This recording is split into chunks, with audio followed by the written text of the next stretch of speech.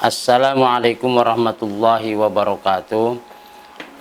Teman-teman mahasiswa, kesempatan ini saya akan menguraikan Pancasila sebagai sistem filsafat. Nah, untuk memudahkan pemahaman, kita petakan dulu Pancasila dan filsafat. Nah, kita harus tahu dulu filsafat secara etimologi dan secara terminologi. Karena untuk menyamakan persepsi itu harus kembali ke definisi dulu. Contohnya misalnya kelapa dua. Secara etimologi ya dua, kelapanya berjumlah dua. Tapi dalam terminologi Depok, kelapa dua ya artinya jalan lingkar UI. Nah, demikian juga dengan filsafat. Filsafat ini sebetulnya perebutan antara dari bahasa Arab atau dari bahasa Yunani ya. Maka para tokoh ada yang komen nih bahasa Yunani, ada yang komen bahasa Arab. Tapi biasanya dalam dunia filsafat Islam disebut falasifah. Kalau bahasa Qur'annya kata Amsal Bakhtiar itu hikmah. Jadi siapa yang diberikan hikmah, maka diberikan kebaikan yang banyak. Jadi artinya kebaikan yang terdalam. Kalau bahasa surah Al-Kautsar artinya kebaikan yang tak terhingga ya.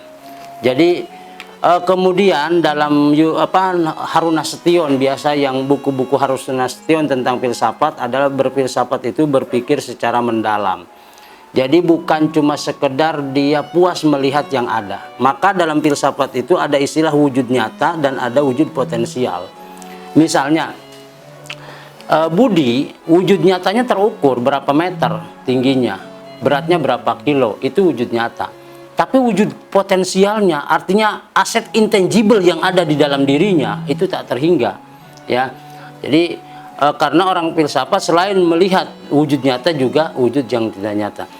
Makanya secara umum dalam dunia filsafat itu filsafat dapat dipetakan. Satu, filsafat Yunani lebih fokusnya kepada ontologi.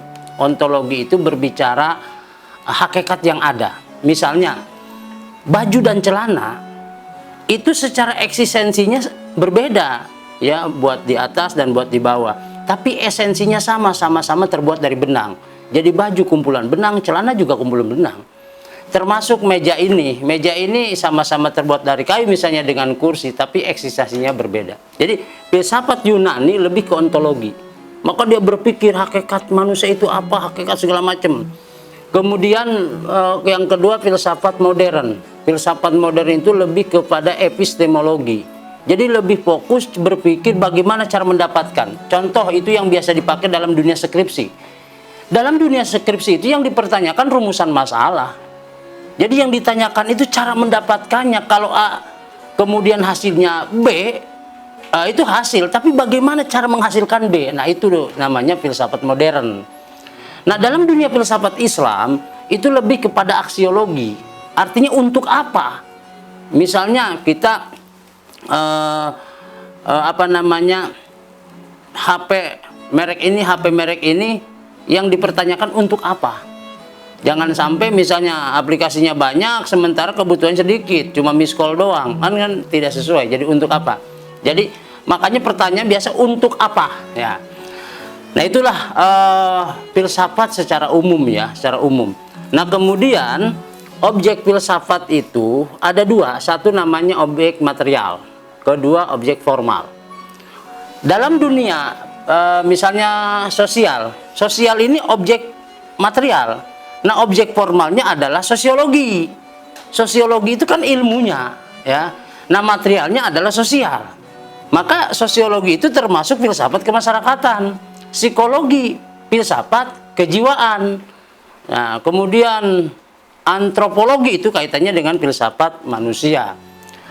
Nah, kemudian cabang-cabang filsafat ada terbagi menjadi cabang material. Jadi artinya meyakini sesuatu yang ada itu yang terlihat. Misalnya begini, motor yang ada hanyalah mesin, suara mesin itu nggak ada, sebab nggak bisa dilihat gitu. Jadi itu namanya aliran materialisme, sesuatu itu harus ada gitu.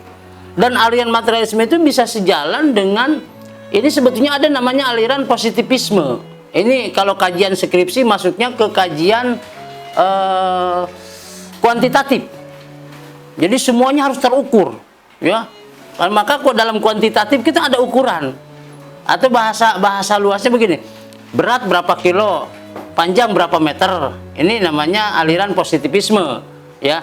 Tapi ada kelemahannya. Ketika mengukur kebaikan, apa ukurannya? Nah, atau mengukur cinta seberapa dalam, kan sulit. Nah, itu positivisme.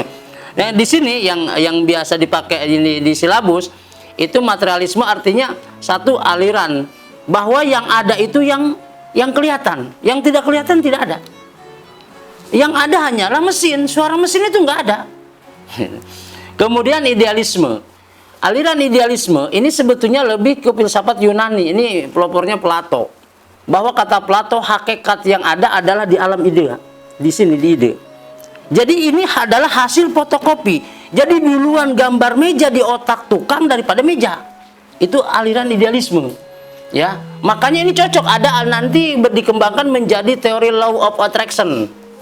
Jadi bahwa apa yang kita inginkan, apa yang akan terjadi itu dibentuk dulu di sini, ada set plan-nya gitu. Yaitu aliran idealisme. Kemudian aliran realisme. Jadi kalau tidak ada realitanya, yang benar itu yang ada gitu. Yang ada realitanya, yang tidak ada tidak ada. Nah, ini mengenai gambaran filsafat secara umum. Nah, sekarang Pancasila sebagai sistem filsafat. Artinya Pancasila yang jumlahnya hanya 5, secara bahasa tahu semua Panca 5 sila dasar. Jadi 5 dasar. Tapi ini sebetulnya mengandung pemahaman yang dalam. Misalnya ketuhanan. Ini kan ketika kita berbicara ketuhanan, berbicara manusia. Sebab manusia manapun, agama apapun, pasti meyakini ada superpower di balik dirinya.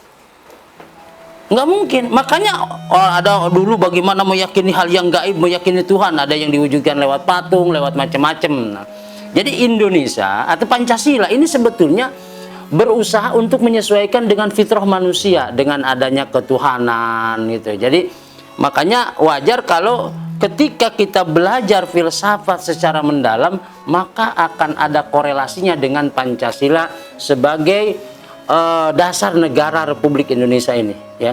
Jadi ketuhanan tuh. Jadi sifat-sifat Tuhan. Sifat Tuhan itu sebetulnya kan di dalam tubuh manusia itu kan ada namanya sifat ketuhanan. Ya. Makanya kalau bahasa humor saya begini, kalau kita ingin mengetahui sifat ketuhanan, coba kita pelajari sifat kesetanan. Nah, nanti kita bisa tahu gitu loh. Jadi sifat ketuhanan apa? Rahman, Rahim, pengasih, penyayangan itu, menguang-uang itu sifat ketuhanan. Nah, berarti keluar dari itu namanya sifat kesetanan. Setan itu kan selalu mengajak keburukan. Dan kita akan bisa mewujudkan sifat ketuhanan kalau kita berpikir secara filosofis. Misalnya untuk apa manusia kan gitu. Nah, pada akhirnya manusia sadar bahwa dia itu diciptakan sama Sang Pencipta. Siapapun orangnya, agama apapun pasti meyakini bahwa ada kekuatan, ada pencipta dan lain sebagainya. Ya. Jadi Pancasila sebagai dasar, sebagai sistem filsafat, ya. Jadi hasil pemikiran, ya. Jadi ini lepaskan dulu agama, tapi kembali ke fitrah manusia. Karena manusia di dalam fitrahnya ada kesamaan, agama apapun dia. Jangankan ke fitrah, bicara khas manusia saja, sedunia sama. Walaupun di bahasa Inggris, bahasa Arab, bahasa apalah, tapi tetap ada satu kesamaan. Orang Indonesia dengan orang Amerika, orang ini sama. Apa? Salah satu samanya, contoh tersenyum. Tersenyum sama semua. Atau menangis, nggak ada orang Arab nangis pakai bahasa Arab. Atau orang Inggris nangis bahasa Inggris. Semua sama nangisnya. Jadi ada titik kesamaannya. Tapi pendiri-pendiri bangsa kita, jadi melahirkan sebuah Pancasila, itu hasil kajian secara filosofis yang sangat mendasar. Maka realitanya kita dapat rasakan berbagai macam suku, bangsa, agama bisa hidup berdampingan di Indonesia ini. Ya, padahal kalau kita kembali ke Islam, Quran turunnya di Arab. Dan di dalam Al-Quran diperintahkan untuk wa'tasimu bihablillahi jami'a wa la tafarraqu. Bersatu, jangan bercerai-berai. Kenapa Indonesia di bawah naungan Pancasila bisa bersatu, sementara Arab yang sukunya sama, bahasanya sama, malah mereka terpecah-pecah menjadi berbagai macam kabilah. Nah, jadi inilah kita bersyukur jadi orang-orang tua kita ya secara musyawarah berpikir secara mendalam sehingga melahirkan sebuah dasar negara yaitu Pancasila. Akhir kalam, wassalamualaikum warahmatullahi wabarakatuh.